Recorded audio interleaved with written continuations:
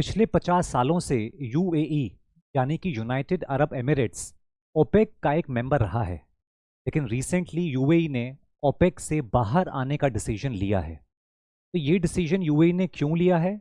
क्या इससे oil prices गिरेंगे? और इस सब के लिए इंडिया का क्या मतलब है, आइए समझते हैं। सबसे पहले, what is OPEC? OPEC stands for organization of petroleum exporting countries. इस ऑर्गेनाइजेशन को क्रिएट किया गया था 1960 में by countries such as Saudi Arabia, Iran, Iraq, Kuwait, Venezuela. इस ग्रुप का सीधा सा मतलब है ग्लोबल ऑयल प्रोडक्शन को कंट्रोल करना और उसी से ग्लोबल ऑयल के प्राइसेस को भी कंट्रोल करना। अब यूएई ने ओपेक से बाहर निकलने का डिसीजन क्यों लिया है? उसकी एक वजह है यूएई और सऊदी अरेबिया के बीच की रीजनल राइवलरी। ओपेक के अंदर सऊदी अरेबिया का बहुत डोमिनेंस है और ओपेक के अंदर हर कंट्री का एक प्रोडक्शन कोटा डिसाइडेड होता है।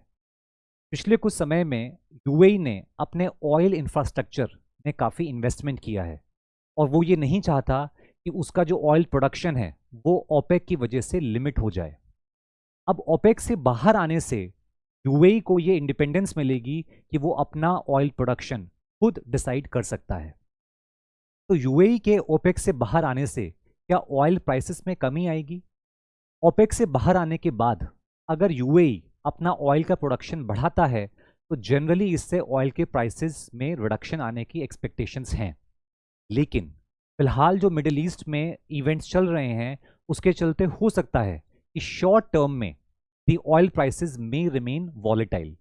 However, in long term, if UAE increases its production, the prices of oil are likely to fall. अब इस सब के लिए इंडिया का क्या मतलब है?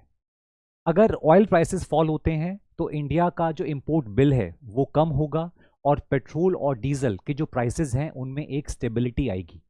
तो रिमेंबर, यूएई का ओपेक से बाहर आना is not just a regional event, it reflects the changing power equations in the Middle East and it can also reshape the global energy equations.